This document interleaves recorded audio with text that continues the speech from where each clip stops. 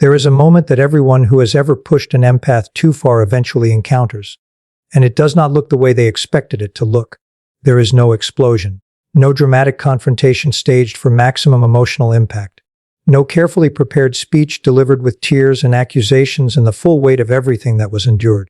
None of the visible, audible, undeniable signals that most people associate with someone who has finally, completely had enough. What happens when an empath reaches their limit looks, from the outside, almost like nothing, a quieting, a stilling, a quality of presence that is technically unchanged and yet fundamentally, irreversibly different in a way that the people paying close enough attention feel in their bodies before they understand it in their minds. The empath is still there, still kind, still present in the practical sense of the word. But something behind the eyes has changed. Something in the quality of their attention has shifted. Something that was always warm and reaching and genuinely, actively invested has become not cold, not hostile, not even distant exactly, but still, completely, permanently still. And that stillness is the most significant thing that has ever happened in this relationship. Even if nobody in the room knows it yet. Welcome to Mind Vision. Today we are talking about what actually happens, psychologically, neurologically, and relationally, when an empath reaches their limit. Not the performance of reaching a limit. Not the warning signs or the ultimatums or the tearful conversations that precede it. The actual moment. And everything that follows. Because here is what most people fundamentally misunderstand about the empath's limit. They think it is a breaking point. They imagine it as a threshold beyond which the empath simply cannot function. A collapse, a breakdown, a moment of emotional overwhelm that finally forces the situation to change. And because they are imagining a breaking point, they are watching for the signs of breaking. The raised voice. The visible distress. The behavior that says I cannot take this anymore in the unmistakable language of someone who is falling apart. What they are not watching for, what almost nobody is watching for, is the opposite. The empath's limit is not a breaking point. It is a clarity point. And clarity, in a person who has spent months or years absorbing, processing, feeling, forgiving, trying, adjusting, and genuinely loving through circumstances that would have pushed most people to their limit long ago. Clarity arrives not as chaos, but as the most profound, most complete, most disorienting calm the empath has ever experienced. To understand why, you have to understand what was happening inside the empath before the limit was reached. Because the limit does not arrive without a history. It does not appear out of nowhere in response to a single event or a single moment of being treated badly. It is the accumulated result of a very specific, very exhausting, very private internal process that most people around the empath never fully see. Because the empath was never fully showing it. Here is what that process looks like from the inside. Every time something happened that hurt, every dismissal, every unkindness, every moment of being treated carelessly by someone they were treating with extraordinary care, the empath felt it. Completely. Immediately. With the full, unfiltered, body-level impact that empathic sensitivity produces. They felt it the way most people only feel their worst moments. In the chest. In the throat. In the specific, physical sensation of something important being slightly broken. And then they processed it, privately, thoroughly, with the deep, patient, extraordinarily honest interior work that is one of the empath's most defining and least visible qualities. They examined it from every angle. They considered the other person's perspective with genuine, effortful fairness. They looked at their own role in the dynamic with a self-awareness that most people never apply to their own behavior. They arrived, through this process, at an understanding, not an excuse, but an understanding that allowed them to extend grace rather than withdraw it. And they went back, with their heart open, with their care intact, with the genuine, renewable, almost incomprehensible willingness to try again that makes the empath one of the most loyal and devoted people a human being can have in their life. This process, the feeling, the processing, the understanding, the returning, happened not once, not twice, but in cycle after cycle after cycle across months or years, until the day it stopped being possible. Not because the empath gave up. Not because they stopped caring or stopped trying or decided that the relationship was not worth the effort, but because something inside them, something deep and quiet and completely honest, that had been watching the pattern repeat with patient, increasingly clear-eyed attention, finally, gently, completely ran out of the one thing that made the returning possible. Hope, not hope in general. Not their capacity for hope as a quality of character that remains, in the empath, essentially intact even after the most damaging relational experiences, but hope specifically for this. Hope that this particular pattern, in this particular dynamic, with this particular person, was going to produce a different result than it had produced every previous time. That specific hope. The hope that kept the cycle moving, that made the returning feel like faith rather than repetition. Quietly, without announcement, without drama, simply ended. And in the space where it used to live, in the exact interior location where all that hoping and trying and genuine effortful loving used to reside, something settled in that was completely, startlingly different. Certainty. Not the certainty of anger. Anger has its own energy, its own forward momentum, its own need to be expressed and witnessed. This certainty was quieter than anger, more permanent.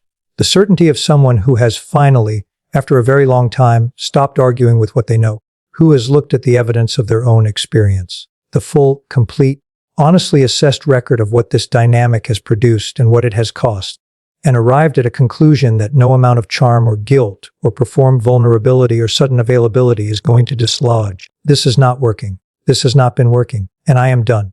And here is the thing about that certainty that most people never understand until they have either felt it themselves or stood on the receiving end of it. It is not angry. It is not bitter. It carries almost no negative charge at all. It is simply completely finally true. And truth, in a person who has always been extraordinarily oriented toward truth, produces not conflict but peace. The peace that the empath feels when they reach their limit is one of the most psychologically significant experiences in the entire arc of their relational life, because it is the first time in this dynamic that their internal experience matches their external reality.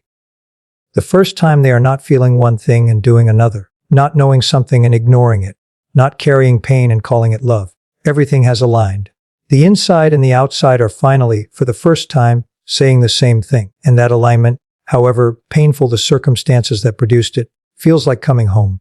Now here is what happens next. In the relationship, in the dynamic, in the experience of the person or people who pushed the empath to this point. They feel the shift before they understand it.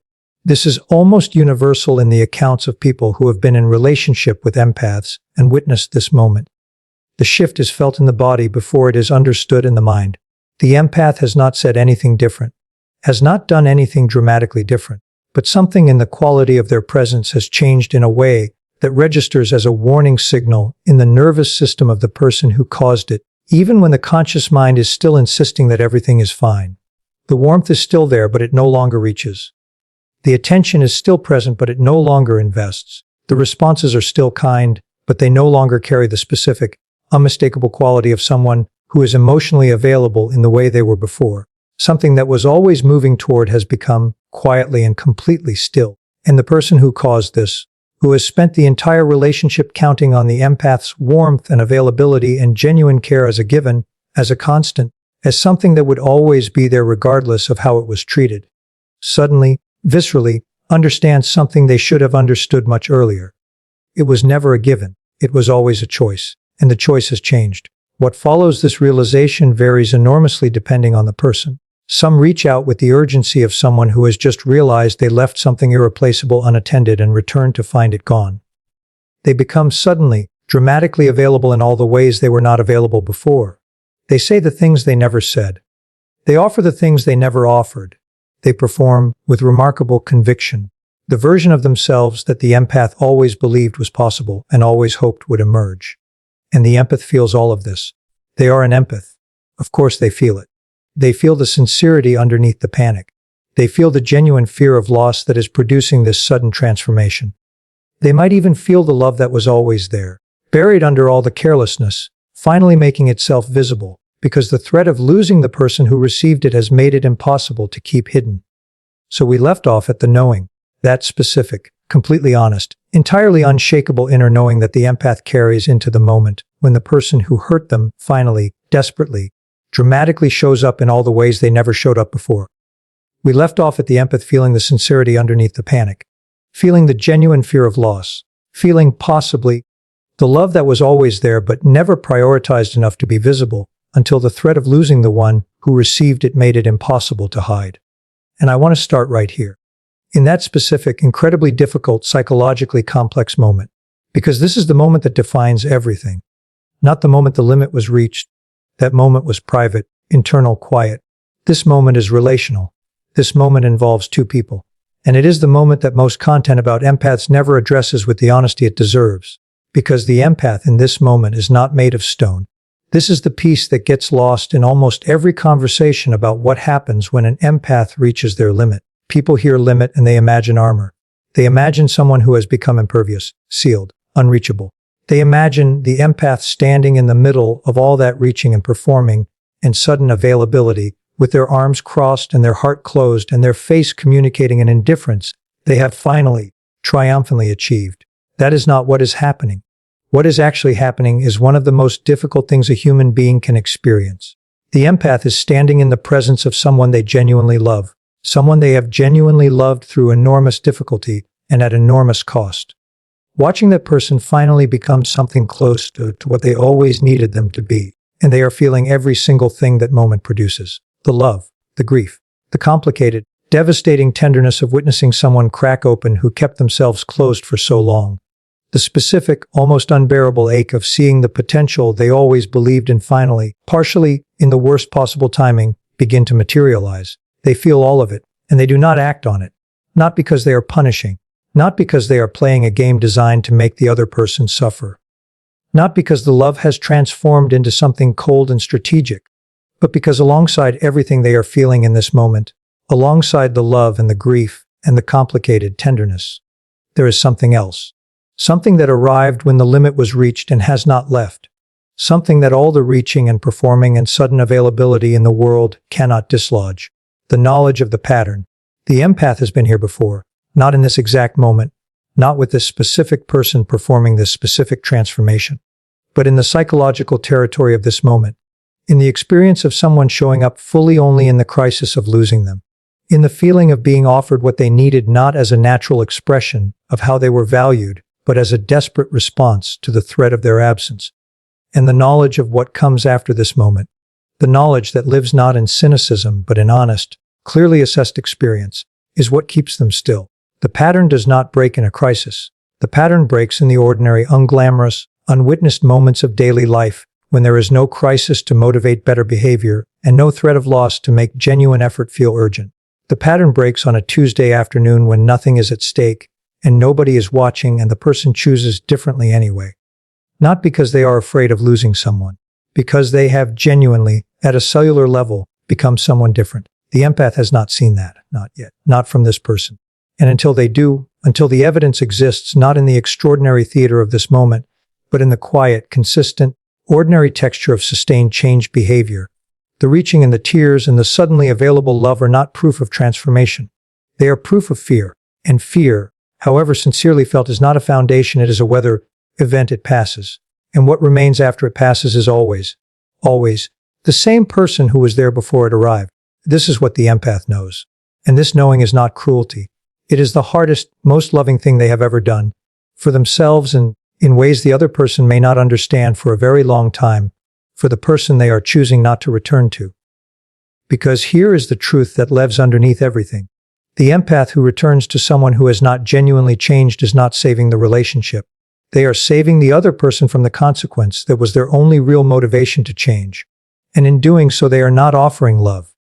They are offering an obstacle, a reason to remain exactly as they are because the cost of being exactly as they are has just been removed. The most loving thing the empath can do, for themselves and for the person whose pattern they have been absorbing, is to hold the limit, to let the consequence exist, to trust that the clarity they arrived at was real and was earned, and is worth protecting even when protecting it feels like the most difficult thing they have ever done. And it does feel like that. Let nobody tell you it doesn't. Let nobody reduce this moment to a victory or a power shift, or the empath finally winning something. There is no winning here. There is only the specific, profound, genuinely heartbreaking difficulty of choosing yourself, when choosing yourself means watching someone you love experience the full weight of their own behavior for the first time. That is not triumphant. It is devastating, and it is necessary, and it is, in the deepest sense of the word, an act of love, not a withdrawal of it. Now let's talk about what happens inside the empath in the weeks and months that follow. Because the relational drama of the limit being reached and the other person responding is only the surface of a much larger, much more important, much more personal story.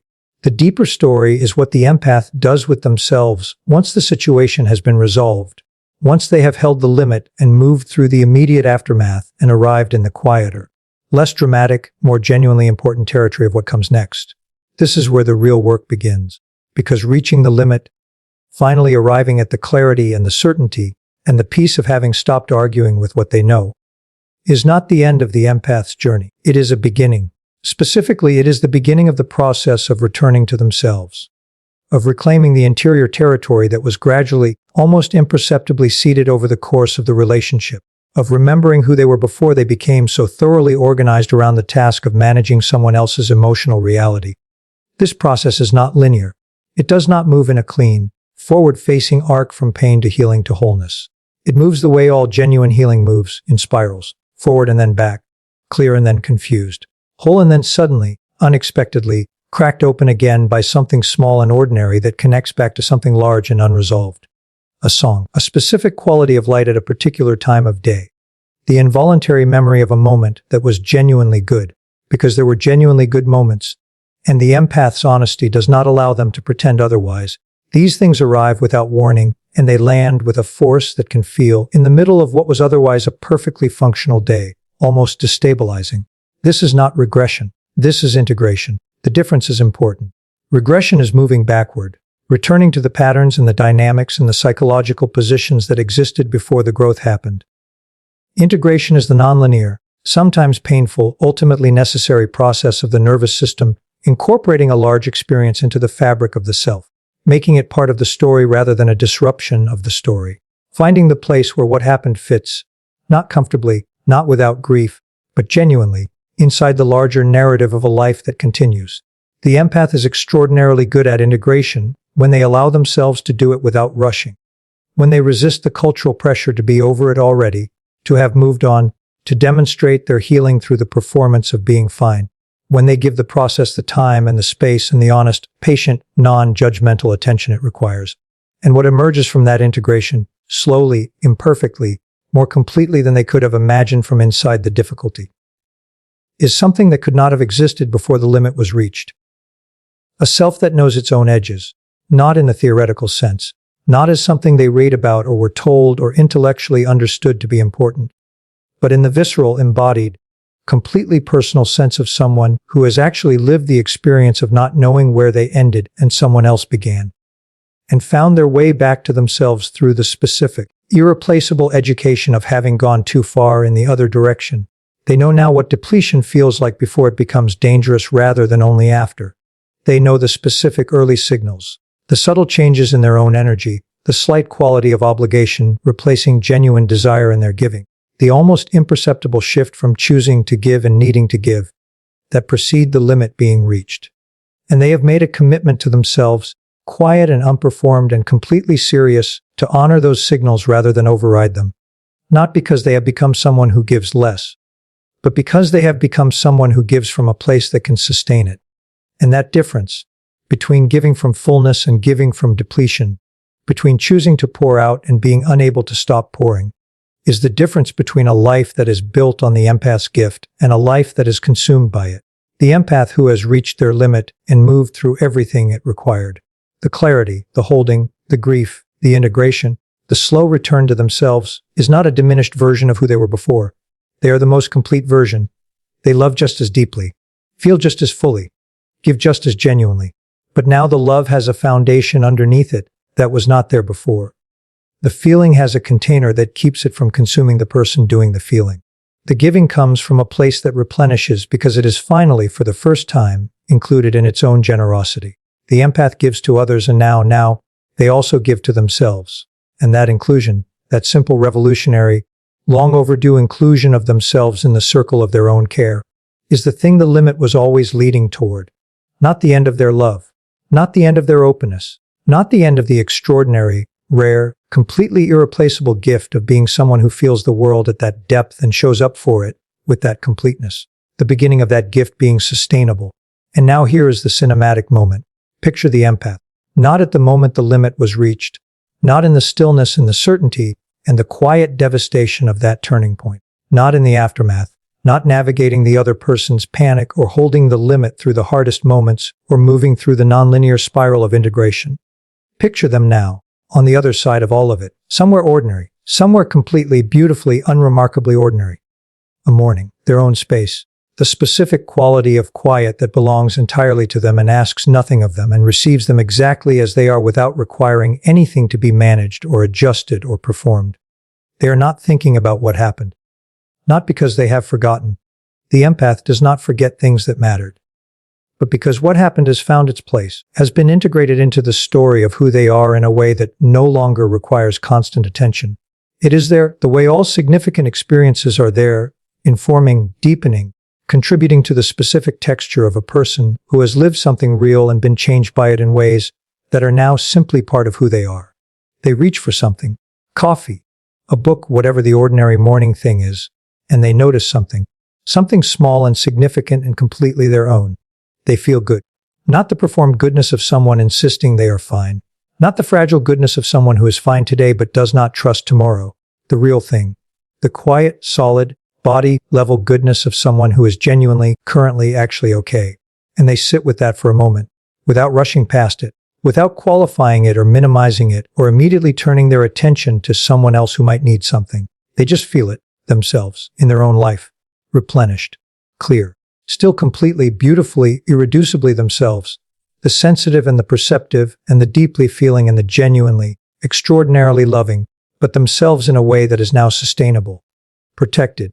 Given back to themselves as the first and most important recipient of everything they carry. The limit was not the end of who they were. It was the moment they finally decided that who they were was worth protecting. And they were right. They were always right. This has been Mind Vision. If this episode found you at exactly the right moment, share it with someone who is approaching their limit right now and does not yet know that what waits on the other side of it is not emptiness but themselves. Subscribe because every episode we go somewhere real. And remember, reaching your limit was not a failure of your love. It was your love, finally, including you. See you next time.